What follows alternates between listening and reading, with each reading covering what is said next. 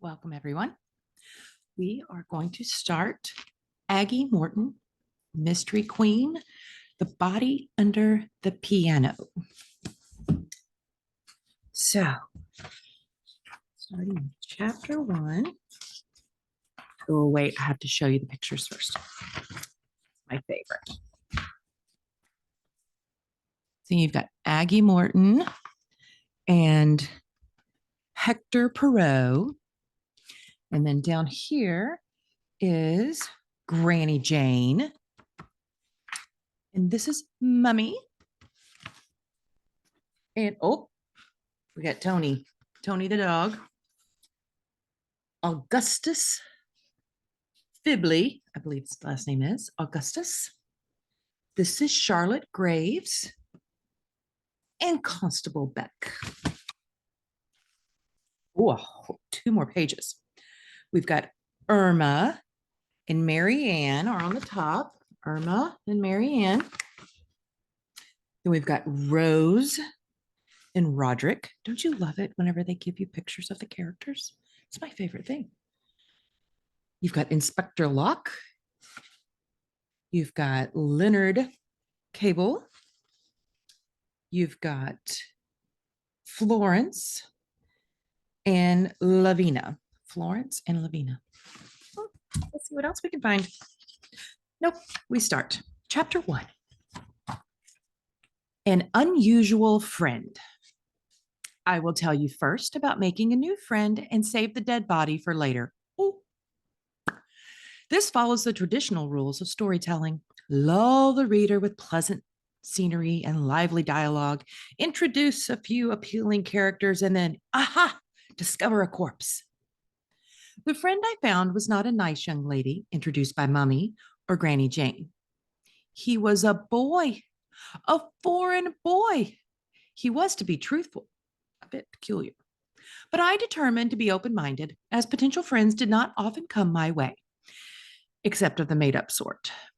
I had a whole schoolroom full of imagined girls and their fictional endeavors to occupy my solitary hours.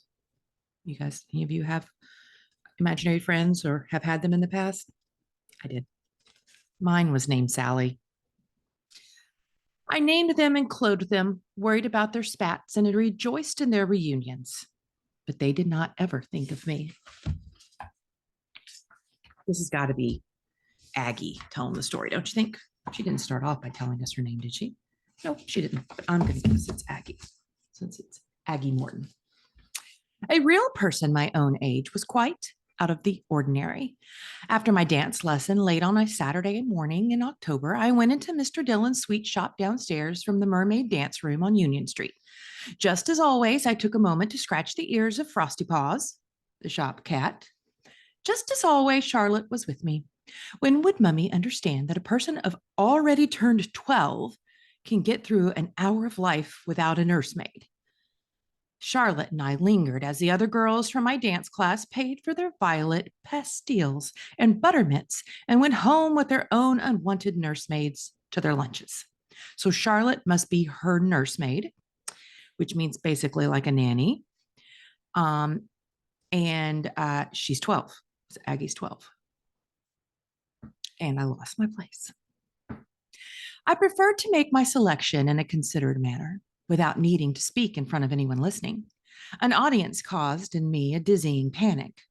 Mummy said that being shy was temporary, that someday I'd speak as easily to unfamiliar grown-ups as I did to Tony, my dog. But each time the words caught in my throat, someday felt further away. Because Charlotte was the one who carried the 2 pence that Mummy allowed for sweets, she waited patiently for my decision, as she must, since it was her job to do so, and sometimes to wait on me, to keep me safe and to explain things that needed explaining. My sister, Marjorie, had gone to proper schools, but by the time it was my turn, 7 years later, Mummy had developed certain notions about the education of children, not like those of other parents. Charlotte should roam free. I'm sorry, not Charlotte. Children should roam free, she felt, though always close to home and under the steadily watchful eye of a nursemaid. Free roaming bodies and brains would result in greater wisdom and well-being. This meant no school, no governess, and no friends. I learned history and literature from Mummy and from books in Papa's library. For natural science, I explored the garden. Going to All Saints Church every Sunday was for Bible stories and religious studies. I practiced dance with Miss Mary Ann in the mermaid room and played the piano and the mandolin with other lady teachers. Papa had been the one to teach me mathematics, but my skills in that area had faltered since last November when he died. I did not miss arithmetic, but I missed Papa with every breath I took. The Morton family, with all of England, had mourned Queen Victoria's demise nearly 2 years earlier. But since then, we learned the truth in our own house. Grief was a story with endless, forlorn endings. None of my lessons, nor any of the books I'd read, had yet explained how the smallest occurrence might cause a tremendous impact on the universe.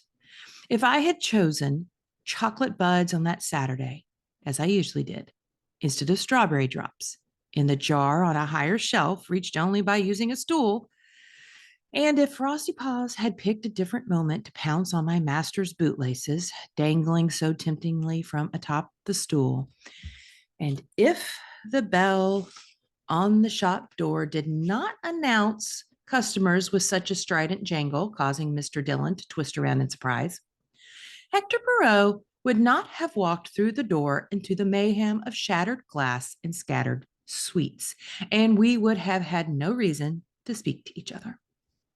At the time, I did not see that a sequence was unfolding. One never does. Afterward, it was clear how the moments piled up, each leading naturally to the next, quietly altering the course of things. At the time, however, in Dillon's sweets and sundries shortly after noon, poor Frosty Paws squawked like a chicken and fled behind the barrel of Damara sugar. Mr. Dillon had landed on his large behind, but waved us off as he struggled without success to regain a vertical position. Charlotte and I crept closer, using the toes of our boots to push shards of broken glass and cracked strawberry drops into a pile. The bell-jangling newcomer stood just inside the door. "May I be of assistance?" he asked. He had an accent that chopped his words with precision. His skin was near as pale as milk. Black hair was slicked flat on a head that seemed a bit large for his skinny body. He was tidily dressed in a navy blue sailor suit with an impeccably clean white collar. He was not as handsome as Leonard, the boy who worked in our garden and looked like a matinee hero on stage at the Royal Arms Theater. But this boy's eyes were very green and very bright, bringing to mind a glass of lime cordial. Eyes like lime cordial. Agatha, Caroline, Morton, can you not do any better than that? Glittering emeralds, a new spring leaf, the tail feather of a peacock. Give me a hand, will you, boy? Mr. Dillon's bottom was still planted on the floor amidst the glass splinters. The boy hurried over. I approached more slowly, worried that Mr. Dillon mightn't like being seen this way. I should be mortified if I were, stuck like a fat beetle not able to clamber up onto my own 2 feet. Though if I were a beetle, I'd have 6 feet and perhaps better balance. "I shall find a gentleman to help us," said Charlotte. She set the bell a jingle as she scurried into the street. But the boy was already gripping Mr. Dillon's left wrist and elbow, attempting to heave him upright. I quickly seized the arm and anchored my foot against the confectioner's. 1, 2, 3, I cried. "Pull!" "Un, deux, trois," said the boy. "Daris!" And up came Mr. Dillon, red-faced, whiskers quivering, his shop apron twisted, and sweets crunching beneath his boots. "Well, now I thank you." Mr. Dillon straightened his apron and withdrew a handkerchief from its pocket. He patted his forehead and removed his spectacles to wipe moist eyes. Charlotte burst back through the door, leading a tall young man in uniform. "Oh," she said, "we've come too late." Flushed and breathless, she hastened to apologize to her recruit. "Mr. Dillon was on the ground when I went out to seek assistance, and it was the stool, you see, and the cat. I'm afraid I've bothered you for nothing, Constable." "It's never nothing, miss," Apart from a pink tinge to his cheeks, the constable was unruffled and very kindly with Mr. Dillon. He made certain that there were no broken bones and gave us his hearty congratulations for successfully rescuing the old man from the floor. My name, he appeared to be speaking to a jar of barley sugar on the counter, is Constable Morris Beck, should you require my services in the future. Charlotte blushed and made a slight curtsy. They seem to be blushing at one another, don't they? Thank you, sir. I am Miss Charlotte Graves, and this is my charge, Miss Agatha Morton. Oh, we were right. That's Aggie Morton. I nodded hello. Constable Beck touched his helmet, pleased, I'm sure. His face and Charlotte's both were now the color of raspberry pudding. Wait, no, poached salmon. Peonies? Flamingo feathers? She must like coming up with really good descriptions of things. Maybe we'll find out later. I glanced over at the strange boy. He raised one finely shaped black eyebrow. We were agreed. Never before had I been present during an interlude of love at first sight. But with that eyebrow, I knew the boy appeared to indicate that we were witnessing exactly that.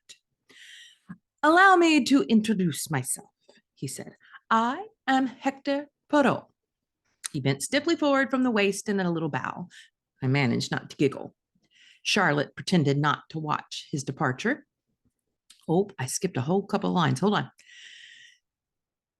I mean, oh, goodness gracious, I skipped like 2 whole paragraphs. I managed not to giggle. Certainly foreign, but likable nonetheless. Aggie Morton, I said and curtsied. The policeman muttered something about returning to his beat and bumbled his way backward to the door, making the bell ring yet again. Charlotte pretended not to watch his departure.